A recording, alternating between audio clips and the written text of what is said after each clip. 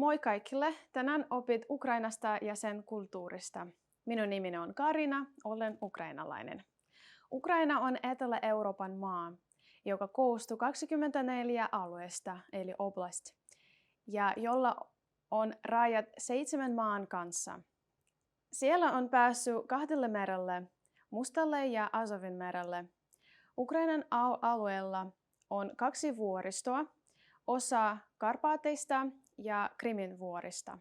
Ukraina on maantieteellisesti jaettu 2 osaan Dniprojoen varrella. Ukrainan pääkaupunki on Kiova, jonka väkiluku on 2 952 301. Ukraina on pinta-alaltaan Euroopan suurin maa. Pinta-alaltaan on 603 700 neliökilometriä, mikä on lähes 2 Suomen kokoinen. 1600- ja 1700-luvuilla Ukrainan alueella oli hetmanshina, eli viralliselta nimeltään Zaporozhian sotujouke, Ukrainan kosakvaltio, jotka hallitsi kasakat. He jopa tekivät sarjankuvaa rohkeista kosakoista. He olivat rohkeita sotureita, jotka yrittävät voittaa vapauden ja saavuttaa oikeudenmukaisuuden. Ukrainan johtaja hetmani Pilip Orlik loi maailman ensimmäinen peruslain 5. huhtikuuta 1710. Sopimus on säilytetty useissa painoksissa, pää- ja lyhennystekstit latinaksi sekä 2 tekstit vanhaksi ukrainaksi. Koko historiansa ajan Ukraina on taistellut itsenäisyydestään. 22. tammikuuta 1919 Ukraina yhdisti länsi- ja itäosan ja tuli yhdeksi kokonaisuudeksi, mutta itsenäisenä tasavallana se kesti vain vuoden. Vuonna 1991 Ukraina itsenäistyi itsenäisenä suvereenina valtiona nykyaikaisten rajojen sisällä. Ukraina on maa Etelä-Euroopassa. Maan väkiluku 1.1.2022 ilman Donbassin ja Krimin miehitettyjä alueita on 41 167 335. Kansallinen valuutta on hryvnia. Lippu on keltasininen, jossa keltainen on vehnäntähkä ja sininen taivas. Valtakunnallinen vaakuuna on kolmihammas. Ukrainan valtion kieli on ukraina. Noin 40% ukrainalaisista pitää venäjä äidinkielenään ja 86% ukraina äidinkielenään. Ukrainan kielessä on 245 000 sanaa. Se kuuluu indoeurooppalaiseen kieliperheeseen itäslavilaisten kielten ryhmään. Ukrainan kielen akkosjärjestelmä perustuu kyryllisiin akkosiin. Noin 45 miljoonaa ihmistä puhuu ukrainaa maailmassa. Mutta ei enää teorioita. Mennään ukrainan kielen oppitunnille. А ти знаєш, що сьогодні День державного гімну України? Справді? Так, насправді. Ні. Ми так далеко, а Але- наші там святкують. Так, це дуже чудово. Гарно. Так. Huomenta. Sainko yhden kahvin tavallista? І спочатку було дуже важко витримувати цю. Ну так. Якась така трішки депресія. Anteeksi, saanko kysyä? Siis, mitä kieltä puhutte? Se on Ukraina. Ukrainia? Joo. Okei. En kuulu aikaisemmin ukrainian kieli. Ем, Okei. Saanko opettaa, voitteko opettaa minua muutama sana? Vaikka joo, perussanan. Joo. Istumaan. No niin, Istumaan. hyvä, kiitos. Aloitetaan. Aloitan. Moi. Moi. Привіт. Привет. Hyvää huomenta. Доброго ранку. Доброго ранку. Hyvää päivää. Доброго дня. Доброго дня. Hyvä. Hyvää iltaa. Доброго вечора. Доброго вечора. Чудово. Hyvää yötä. Мгм. Доброї ночі.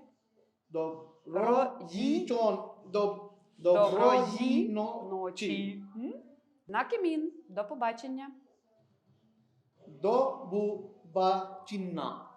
Супер. До побачення. До побачення. Окей. Чудово. Окей. Мітакулу. Як справи? Як справи? Тамон, Helpo. Як справи? Як Окей. справи? Кітос, hyvä. Чудово, добре.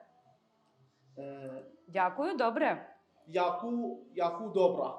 Дякую. Дякую добра. Добре. Молодець. Дякую добра. Йо.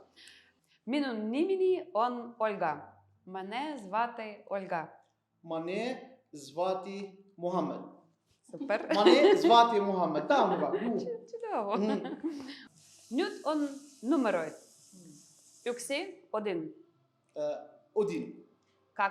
2, 2, 3, 3, 3, 4, 4, 5, 5. 5. Чудово. Se tuli tosi mahtavaa. Sinä olet tosi lahjakas oppilas. No, Tuli tosi kiva ja se on tosi kiva, että sinun kiinnostaa ukrainan kieli. Se on tuntu tosi hyvältä ja loistavalta. Kiitos. Kiitos, kun annatte minulle tämä opetustunti. Jätepe kohajo. Jätepe kohajo. Osaat jo Ukrainaa, joten on aikaa lähteä matkalle Ukrainaan. Ukrainan suurimmat kaupungit ovat Kiova, Harkova, Odessa, Dnipro ja Donetsk. Matkan Ukrainan voi aloittaa pääkaupungista Kiovasta. Katedraaleja on monia ja niistä tärkein on Kiovan luolaluostari eli Pečerska lavra. Se perustettiin vuonna 1051 Kiovan alkupuolelle. Rakennusten joukossa on muistomerkki Isänmaa, joka sijaitsee Dniprojoen rannalla. Se on Euroopan korkein monumentaalinen veistos. Korkeus on 62 metriä. Maan länsiosassa ovat Karpaatit, upeat vuoristomaisemat ja Bukovelin hiihtokeskus. Lähellä Karpaatteja maan länsiosassa on viehättävä Lviv-kaupunki, jossa sinulla on mahdollisuus nauttia arkkitehtuurista ja herkullisesta kahvista viihtyisissä kahviloissa. Kamenets-Podilskin linnoitus on linnoitus Kamenets-Podilskin kaupungissa. Se on tunnettu 1300-luvulta lähtien ja kuuluu Ukrainan 7 ihmeeseen. Huolimatta siitä, että Ukraina on edistyksellinen eurooppalainen valtio, olemme oppineet yhdistämään perinteemme modernin elämään. Esimerkiksi ukrainalainen perinteinen kirjointa eli vyshyvanka on olennainen osa Ukrainasta kulttuuria ja identiteettiä. Voit nähdä sekä maan presidentin, kuuluisen henkilön että tavallisen ohikulkijan broderaatussa paidassa. Vapaa-ajalla monet ukrainalaiset maalavat pisanka. Se on perinteistä munien maalausta.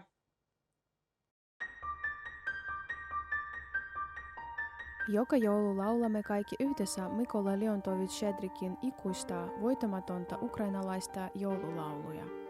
Shedrik kirjoitettiin niin, että itsenäisyystaistelun aikana koko maailma kuuli vapaiden ukrainalaisten äänet Shedrikin kautta. Shedrivka Mykola Leontovich-Shedrik tuli erittäin kuuluisaksi Yhdysvalloissa. Laulu käännettiin englanniksi ja sitä pidetään perinteisenä joulusävellyksena. Ukrainalaisille perinteiset ruoat ovat tärkeä. Nykyään ukrainalaisen keittiöön kuuluu borssikeitto, nyytit eli vareniki ja lardi eli salo. Lardi saattaa tuntua oudoimmalta ukrainalaiselta herkulta. Ukrainassa se kuitenkin valmistetaan erinomaisesti ja siitä tulee erittäin maukasta. Joten jos olet Ukrainassa, muista kokeilla siitä. Ja nyt mielenkiintoisia faktoja Ukrainasta. Maailman pitin soitin on ukrainalainen trumpetti eli trimbita. Kuulostaa jotenkin täältä.